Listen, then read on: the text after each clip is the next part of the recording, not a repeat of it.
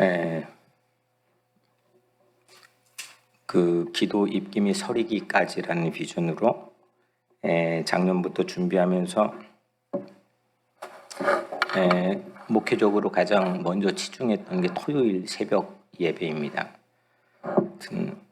기도에 대해서 논하고 기도에 대해서 생각하는 거는 사실 우리에게 하등 도움이 되지 않습니다. 기도를 시작하고 기도의 자리에 앉을 때에 주님께서 우리에게 주의 능력을 시작하시기 때문에 기도하는 자들을 이 토요 새벽 예배에서 먼저 찾으시는 것을 우리가 좀 주목하고 시작을 했습니다. 이게 팬데믹 상황에 오늘 날씨가 밖에 너무 추운데도 현장 예배에 오신 많은 여러분들 축복하고, 또 여러분들의 기도가 올 한 해 하나님의 뜻 안에서 능력 있게 이루어지기를 축복하고, 또 오늘 온라인 예배도 보니까 많은 분들이 참여하고 있는데 온라인 예배를 드린 여러분들 각자의 삶의 자리에도 동일한 은혜가 있게 되길, 그리고 현장으로 토요 새벽은 함께 모여 예배 드릴 수 있는 그런 광야의 백성, 은혜 받는 백성 될 수 있도록 주의 이름으로 간절히 축원합니다.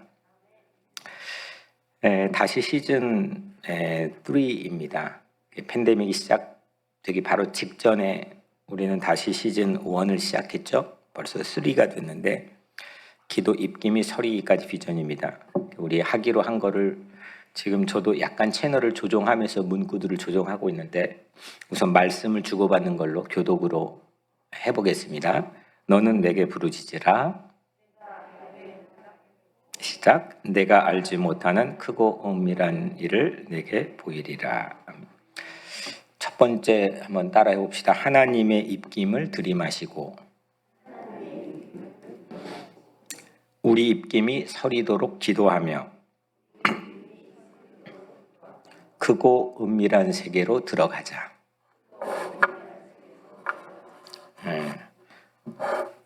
저 혼자 한번 해볼게요. 하나님의 입김을 들이마시고, 창세기 1장입니다.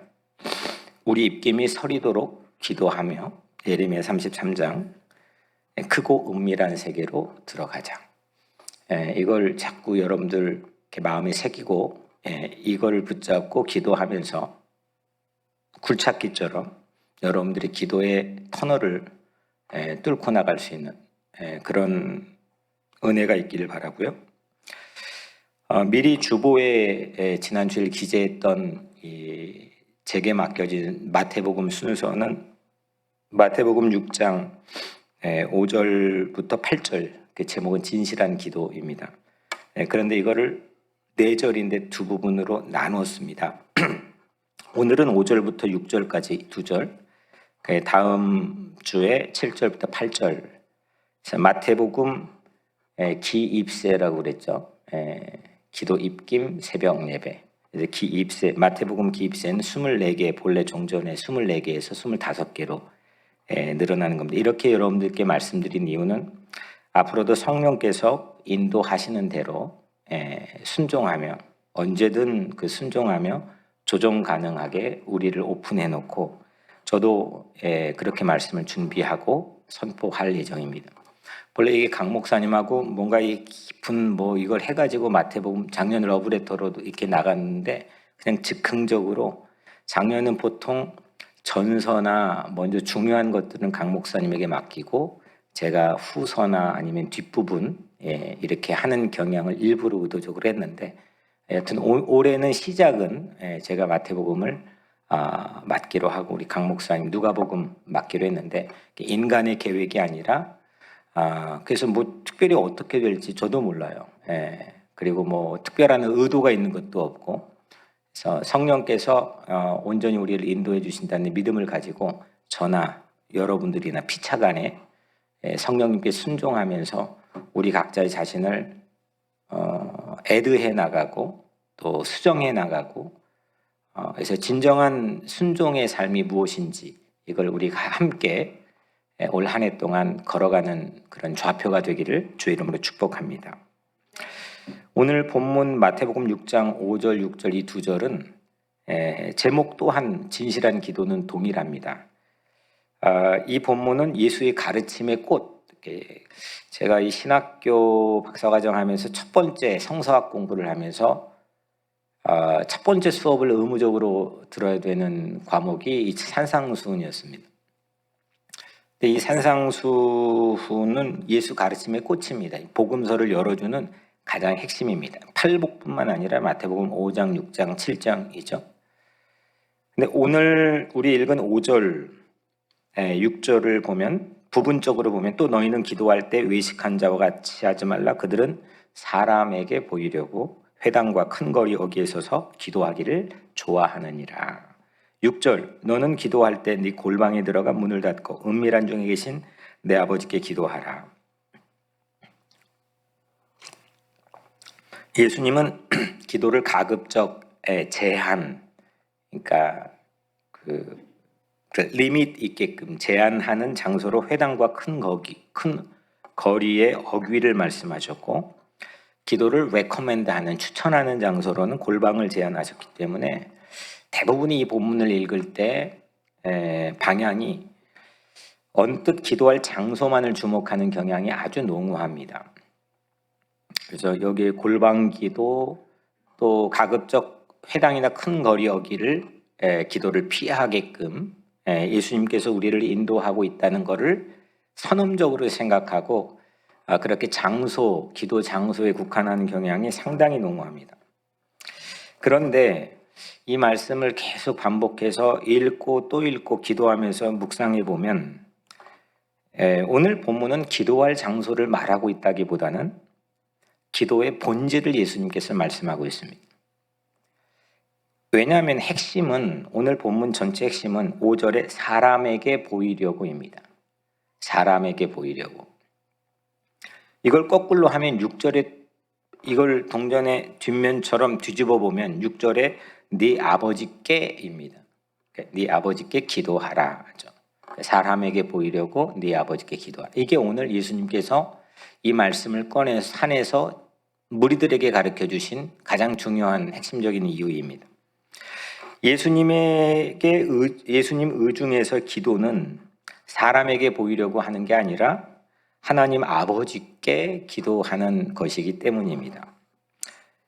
우리는 이렇게 이거 너무 당연한 거 아닙니까? 이거 몰라서 예수님께서 우리에게 말씀하셨겠습니까? 그래도 우리에게는 좀 약간 미지의 그 세계에 있고 들어보지 못했던 골방이라고 하는 장소 자체를 부각시키는 게 예수님의 의중 아닙니까? 이렇게 반문할 수도 있겠지만, 그래서 이걸 당연한 것 아닌가 흘려 넘어가기에 그만 기도 장소로 우리는 국한시켜버리는 경향이 아주 많습니다.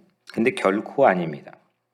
오늘 5절 말씀에 보면 기도하기를 좋아하느니라, 기도하기를 좋아하느니라. 사람들은 뭔가 기도하는 것을 좋아하는데 어떤 기도를 좋아하느냐면 사람들에게 보이는 기도, 그 보이기 위해서 회당과 큰 거리 어귀에 서서 기도하기를 좋아했다는 겁니다. 그거는 사람의 성향상 내성적인 성향을 가지고 있는 사람이건 외향적인 성향을 가지고 있는 사람이건 그건 표출되는 모습만 다를 뿐 다 똑같다는 겁니다. 2000년 전도 사람들은 오늘날 우리들처럼 취약점이 동일했다는 게 참 놀랍습니다. 예수님은 지금 마음을 진단한 겁니다. 산상수훈의 핵심은 마음입니다. 겉으로 드러나고 있는 행위나 도덕적인 규율이나 장소가 예수님에겐 메인 포인트가 아닙니다. 지금 네 속마음 공개되지 않고 너 자신도 진단하지 못한 네 마음이 뭔지를 오직 예수님만 꿰뚫어서 그거를 수술을 하기 위해 공개하여 드러내기 때문입니다. 예수님 지금 마음을 얘기한다면 이건 본문을 해석하는 각도가 완전히 달라집니다. 사람이 좋아하는 마음, 우리들이 뭔가 좋아하느니라, 사람들이 좋아하느니라. 뭔가 좋아하는 건 마음이지 않습니까? 좋아하는 마음이 있다는 겁니다. 사람에게 보이기를 좋아한다는 겁니다. 그 마음이라는 겁니다. 그 마음은 겉으로 드러나지 않습니다. 사람들이 눈치채기가 매우 희박합니다. 예수님만 아십니다. 때론 자기 자신도 모릅니다. 이거를 매우 깊이 우리는 깨달아야 됩니다. 그래야 그 말씀이 오늘 나를 수술하고 나를 아프게 하고 나를 치료할 수 있는 그런 말씀이 되기 때문입니다. 사람에게 보이기를 좋아하는 마음, 사람에게 뭔 대가나 칭찬, 내 선한 영향력이든 뭐 어떤 영향력, 그 영향력이 유지될 수 있는, 내 명망이 유지될 수 있는 그 마음, 그거를 좋아하는 경향이 있는 사람의 마음, 그 마음이 겉으로 드러나 버린 장소, 속마음은 감춰져 있지만 그게 드러나 버린 대표적 장소를 예수님께 회당과 큰 거리 어귀에서 기도하는 모습이라고, 그것도 서서 기도하는 모습, 스탠딩 기도하는 모습이라고 말씀했습니다. 이거를 한마디로 예수님께는 단적으로 외식이라고 했습니다. 속으로 사람인데 겉으로는 하나님이기 때문입니다. 속으로는 사람에게, 전부 다 사람에게인데 우리도 모르는 사이에 예배, 기도, 찬양, 우리 삶의 모든 신앙의 내면적인 이유를 가지고 있어야 될 모든 것들이, 모든 게 사람을 향하고 있는데 겉은 하나님에게로 향하고 있다는 겁니다. 이거 예수님이 오늘 말씀하시려고 하는 겁니다. 속과 겉이 다르다는 겁니다. 이거는 바리새파와 사두개파 율법학자들의 비난의 문제뿐만 아니라 또 늘 이게 말 바꾸는 그 자기의 어떤 사리사욕을 일삼는 정치인들뿐만 아니라 인류의 모든 사람은 우리들이 가지고 있는 공통적인 아킬레스건이라는 겁니다. 속과 겉이 다르다는 겁니다. 이것은 기도가 아니다라고 예수님이 말씀해 주시는 거죠. 이건 기도가 사실은 아니다. 기도의 시간과 분량과 내용과 여러 가지를 채울 수는 있겠지만 이게 참 기도가 아니라, 이렇게 말씀하신 거죠. 사람들에게 보이기 위한 기도는 경건의 모양은 가졌을지는 모르지만 경건의 능력은 없기 때문입니다. 디모데후서 3장 5절, 경건의 모양은 있으나 경건의 능력은 부인하니. 아니, 모양은 갖춰져 있지만, 형태와 쉐입은 가지고 있지만 파워가 없다면 그거는 아주 고리타분한 그냥 작물이 될 확률이 매우 많고 그건 워킹하지 않는 겁니다. 가장 중요한 거는 외형은 좀 과부처럼, 랩돈 두 입 가진 과부처럼, 아니면은 뭐 그 이방 가나안 여인, 그 딸을 살리고자 하는 가나안 여인처럼 후지고 어그러져 있고, 그럴지라도 내용에 파워가 있는, 내용에 절박한 주님을 향한 진실한 기도가 있는 이런 사람을 늘 예수님께서는 부각을 시키는 모습을 우리는 봅니다. 이게 성경이 우리에게 전하고자 하는 본질입니다. 우리의 형태나 우리의 모양이나 예식과 의식, 이게 불필요하다는 게 아니라 그거에 자꾸 우리의 눈이 가 있는, 포커스가 가 있는데, 그래서 어깨에 힘이 들어가고, 그리고 나도 모르게 때로는 이 속마음이 거만해 있는 것 자체를 판단하거나 진단하지 못하고, 그런데 예수님께서는 우리를 진정으로 회복시키고 그 능력 안에서 구르고 누리게 하기를 원하시기에 그 경건의 모양으로 주목되어 있는 우리의 시야를 경건의 능력으로 바꾸어 주기를 원하시는 겁니다. 우리에게 이런 연약함이 과연 없느냐 이겁니다. 만약에 이게 지금 헛발질하고 있다면 빨리 선회를 해야 되는 거 아니겠습니까? 우리 공동체가, 우리 이 교회 공동체가 만약에 거기에 체질화되어 있다면 빨리 선회를 해야 되는 거 아니겠습니까? 사람에게 대가를 바라는 기도, 결국 뭐 돈의 대가나 뭐 특별히 우리의 카테고리에 구분하는 명예의 대가 이런 게 아니라 수없이 내가 본능적으로 사람들에게 인정받고 싶거나 나의 명망을 유지하고 싶은 그런 본능들이 우리 모두에게 있다는 겁니다. 그래서 그게 서로 결핍되거나 부족해져 버리면 모든 게 무너져 버립니다. 5절에 내가 진실로 너에게 이르노니 그들은 자기 상을 이미 받았느니라. 사람에게 보이는 기도, 사람에게 보이게 하려고 하는 기도는 거기까지가 이미 상이라는 겁니다. 그들은 자기 상을 이미 받았느니라. 이 사람에게 받을 칭찬이나 그 기도하는 모습으로 영향력을 유지하려는 딱 거기까지가 상의 전부입니다. 마음을 꿰뚫어 보신 예수님만 가능한 촌절살인입니다. 은밀한 중에 계신 내 아버지께 기도하라. 6절이죠. 은밀한 중에 계신 내 아버지께 기도하라. 은밀한 중에 계신 내 아버지께서 갚으시리라. 아버지는 사람들이 모여 있지 않아도, 사람들이 보지 않아도 나를 아시는 분입니다. 그래서 은밀한 중에 계신 아버지께 기도하라는 겁니다. 사람이 알아주지 않고, 사람이 보지 않고, 사람이 나에게 특별한 대가나 나에게 어떤 특별한 직분이나 나에게 특별한 미래를 약속하지 않아도, 그렇게 하는 사람이 아무도 없을지라도 은밀한 중에 계신 아버지께서는 은밀한 중에 기도하는 우리를 다 아신다는 겁니다. 그게 그 전제 조건이 약하거나 허물어져 있거나 그러면 모든 게 허물어지는 겁니다. 그 기도를, 우리의 기도를 놓치지 않으시고 아버지께서는 오늘 말씀처럼 다 네 아버지께서 갚으시리라.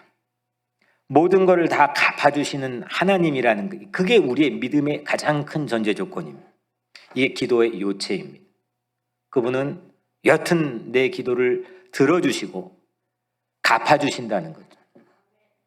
이것 자체가 기도의 상입니다. 아까 사람에게 보이려고 하는 기도는 그거 자체까지가 상의 전부라고 말씀드렸지만, 이렇게 아버지께 기도하는 사람, 사람에게가 아니라 아버지께 기도하는 사람, 그 기도 자체가 상입니다. 사람에게 받을 칭찬이나 영향력, 아니면 내 감정의 쓰레기 청소를 통한 안도감 정도가 아닙니다. 기도는 하나님 자체로 상이 되는 겁니다. 어떤 상태에 있어도 나를 돌아보시고 나를 아시고 들으시고 나에게 응답해 주시는 그 하나님 자체가 세상 그 무엇과도 바꿀 수 없는 기도의 상이라는 겁니다. 6절, 너는 기도할 때 내 골방에 들어가 문을 닫고 은밀한 중에 계신 내 아버지께 기도하라. 사람에게가 아니라 하나님께 기도할 수 있는 곳으로 예수님은 그제서야 골방이라고 하는 하나의 아젠다를 추천한 겁니다. 그러니까 골방으로부터 출발하면 이 예수님의 본의가 이게 잘 드러나지 않을 수 있지만, 이 본문에서 예수님 말하려고 하는 가장 중요한 인텐션이 무언지를 파악하면, 그래서 골방이 나온 거구나 라고 우리가 생각할 수가 있다는 거죠. 사람에게서 하나님께로 기도하는, 사람에게를 향해 내가 한 30% 정도는 기도했어요. 나도 모르게 본능적으로 인간의 연약함으로 내가 사람을 의식하고 기도했어요. 내 기도하는데, 식사하는데 누가 볼까봐 부끄러워서 이걸 갈팡질, 이런 정도가 아니라 내가 그냥 기도를 사람이 있건 없건 간에 아버지께 기도하지 않고 사람을 의식하며 기도했다는 걸 말하는 겁니다. 그런데 하나님께, 아버지께 기도하는 나로 그렇게 트랜스포밍, 변화되는 것, 이걸 들춰내신 이유는 지금도 그렇지만 당시에도 예수님 보시기에는 우리 인간이 가지고 있는 가장 고질적 문제라는 겁니다. 라틴어로 코람데오라는 말이 있죠. 제롬이라고 하는 그 마틴 루터 종교개혁가 바로 직전에 가장 먼저 사용했고, 마틴 루터의 핵심적 신학적 가치로 기독교 강요의 2장에 나와 있는 핵심적 가치의 코람데오고, 칼빈은 이 우리 장로교를 처음 아버지죠. 장로교의 아버지인 칼빈, 존 칼빈은 이 코람데오가 자기 신학의 가장 큰 요체였고, 근데 이 코람데오 여러분들 많이 들어봤겠지만, 코람이라고 하는 건 before, 면전에서, 앞에서 이런 뜻이고, 데오는 탈격으로, 문법적으로 탈격으로 데우스에서 온 말인데 신입니다. 하나님. before God, 하나님 앞에서, 하나님 면전에서, 다시 말하면 하나님의 임재를 가리키는 겁니다.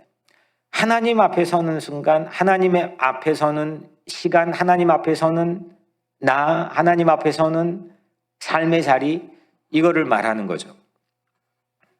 기도는 하나님 앞에서 하나님의 임재를 체험하는 거룩하고 신비로운 능력을 주고받는 시간인 줄로 믿습니다. 사람에게 아니라, 사람 앞에서가 아니라 진짜 하나님 앞에서 기도하면 내가 알지 못했던 크고 은밀한 세계로 진입할 뿐만 아니라 그 능력을 내가 오늘 지금 여기 현실 안에서 누리고도 남는 그런 역사가 있을 줄로 믿습니다.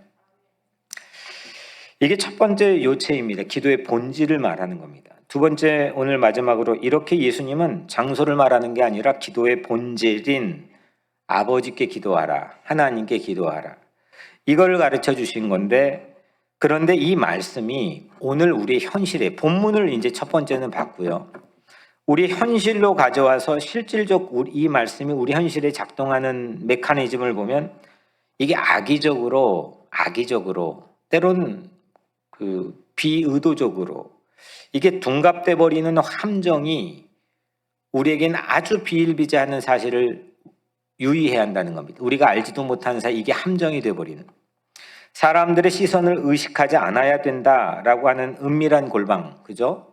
사람들에게 기도하지 않고 사람들 시선을 의식하지 않아야 된다는 이 은밀한 골방이 자칫 아예 기도하지 않게 만드는 결정적 구실이 되기 때문입니다. 골방 찾다가 기도 시간이 없어져 버립니다. 기도원 찾다가 기도할 열정을 잃어버립니다. 성경에 예수님이 그렇게 말씀해 주셨으니까 시끌벅적하게 그렇게 무당 이렇게 설치는 것처럼 그렇게 하지 말고 은밀한 장소를 찾아야지, 내가 하나님과 독대할 수 있는 장소를 찾아야지 하다가 기도 못하는 겁니다. 명분이 본질을 덮어버리는 꼴입니다. 골방의 취약점이라는 게 뭐냐면, 골방을 예수님 말씀하셨지만 골방 자체가, 예수님 말씀하신 골방 자체가 나쁜 게 아니라 골방을 대하는 우리의 아킬레스건은 뭐냐면, 골방에는 사람들이 없습니다. 골방에는 사람들의 칭찬과 주목하는 시선이 없습니다. 골방에는 사람들의 피드백이나 사람들의 같이 교감하는 열정이 없습니다. 골방에는 활기가 없습니다. 그래서 골방 얘기하다가 우리 골병 드는 경우가 많습니다. 골방 얘기하다가 기도를 하지 않습니다. 골방을 찾다가, 기도원 찾다가 지금은 기도원조차도 없어진 시대를 살고 있습니다. 사람이 모이는 곳을 아예 피해서 기도하라는 뜻이 아닙니다, 예수님이. 그래서 이게 장소 문제가 아니라는 겁니다. 장소 문제로 보면 사람이 모이는 곳을 피해서 기도해야 되는 겁니다. 이게 장소에 관한 것이 아닙니다. 장소는 그 마음이 탄로난 현상일 뿐입니다. 사람들이 운집한 곳을 아예 피해서 기도한다면 교회에서 기도 모임 왜 합니까? 전통적으로 사막의 교부들은 사막에서 왜 함께 모여 기도했습니까? 합심 기도를 왜 합니까? 주일 예배 기도를 왜 합니까? 새벽 예배 지금 왜 우리가 모여 있습니까? 이건 설명 불가입니다. 이건 골방 기도와 상충이 되고 갈등이 일어납니다. 우리는 가급적 모여서 기도해야 됩니다. 이유는 두세 사람이 모인 거 예수님께서 반드시 함께 하겠다고 약속해 주셨기 때문입니다. 우리는 모여서 기도합니다. 가급적 모여서 기도해야 됩니다. 이게 중요한 기도의 방향입니다. 두세 사람이 모여 기도하는 곳 주께서 함께 하신다고 주님 분명히 약속해 주셨습니다. 다만 아버지께 기도하라는 겁니다. 사람이 없는, 나만 있는 골방이든 두세 사람이 모여있건 200명이 모여있는 그런 회중의 집합체인 광장이건 스타디움에 몇만 명이 모여있건 그건 상관하지 않고 아버지께 기도하라는 겁니다.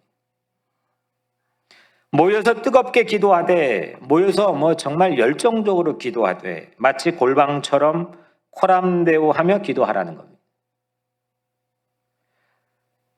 가장 중요한 물음은 내 속마음이 하나님을 향하고 있느냐, 사람을 향하고 있느냐, 이거. 하나님의 능력을 기대하는가, 아니면 경건의 모양만으로 내 품위 유지를 위하고 있는가. 골방 기도든지 합심 기도든지 핵심은 주께 기도하고 내가 주께 기도하면 반드시 주님은 나와 함께 하신다는 그 믿음입니다. 기도에 관해 논하고 생각하는 게 중요한 게 아닙니다. 기도의 책을 읽는 거는 오히려 방해가 될 때도 많습니다. 기도를 분석하는 게 중요한 게 아닙니다. 그건 도리어 우리를 기도하는 겸손의 자리에 서지 않고 우리를 교만하게 만드는 경향이 있기 때문입니다. 물론 책도 보고 또 기도에 관한 생각도 하고 설교도 듣는 것도 중요하지만 가장 중요한 거는 아버지께 기도하는 자리에 서는 겁니다. 기도를 시작하는 게 중요한 겁니다. 사람들은 시끌벅적한 대중들의 광장을 주목합니다. 스타디움을 주목합니다. 하지만 하나님도 그 광장이나 성전에서 이루어질 역사를 방치하지 않았습니다. 수없는 사람들이 운집하는 광장 스퀘어에서 순교자들이 죽어가는 그 현장에서 무릎 꿇고 처형당하는 그 현장에 하나님은 그 역사를 방치하거나 무심하게 내버려 두지 않았습니다. 그 안에 반드시 하나님이 역사했습니다. 다만 사람이 놓칠 수밖에 없는 은밀한 골방, 나 혼자 있으면 아무도 안 보는 거지 라고 하는 인간의 실존적 고독, 그 은밀한 골방조차도 놓치지 않으시고 우리를 곁에 도와주시는 아버지께 기도하라는 겁니다. 이게 오늘 예수님께서 우리에게 말씀하신 본문의 핵심입니다. 그래서 진실한 기도가 제목입니다. 5절에 내가 진실로 너에게 이르노니, 예수님께서 truly, 진실로 내가 너에게 말한다는 겁니다. 예수님이 진실로 말하는 것은 진실한 기도를 말하는 겁니다. 장소에 국한해 말하는 게 아닙니다.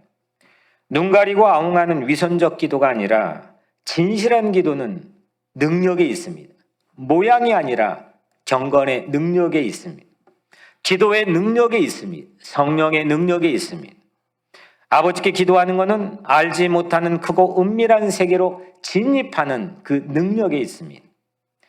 능력에 있습니다. 기도의 입김이 서리기까지는 내 기도의 강도를 사람들에게 뽐내고 우리의 저력을 나타내는 데 있는 게 아니라 기도의 능력에 있습니다. 오늘 우리 여러분들 각자의 삶의 자리에 이 기도의 능력이 회복되고 기도의 능력을 맛보고 아버지께 기도하는 여러분들 각자의 삶의 자리에 기도의 능력이 열매 맺는 그런 삶이 되기를 주님의 이름으로 간절히 축원합니다.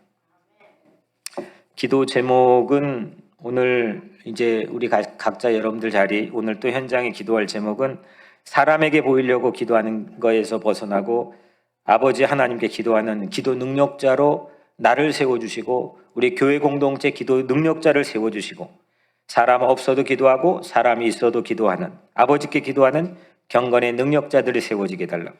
두 번째, 주일 예배를 위해 기도해 주시고 예배 공동체를 위해 기도해 주시고 온라인된 현장이든 예배가 중심인 진실한 예배자들이 다시 부흥을 맞이하도록 기도해 주시고, 세 번째는 공동의회를 위해 기도해 주시고 하나님께 감사하는 공동의회, 은혜 충만하는 공동의회, 하나님의 인도하심을 확인하는 공동의회가 되도록 기도해 주시고, 네 번째로 기도 입김이 서리기까지 이 비전으로 올 한 해 우리가 기도의 능력을 체험하고 영적 부흥을 각 개별적으로 체험하고 교회와 가정과 또 선교지와 모든 세상이 기도의 능력의 부흥을 맞이하게 해달라고 기도해 주시고, 마지막 다섯 번째, 우리 삶의 문제를 주님 앞에 내려놓고 주님께 아버지께 기도하는 그런 시간이 되기를 바랍니다. 제가 먼저 기도하고 오늘 기도하도록 하겠습니다. 하나님 감사합니다. 오늘 이 시간 주신 말씀처럼 우리가 아버지께 우리의 기도를 들으시고 아시는 아버지께, 하나님께, 주님께 예수님 이름으로 기도하는 우리 되게 하여 주옵소서. 예수 그리스도의 이름으로 간절히 기도드리옵나이다. 아멘.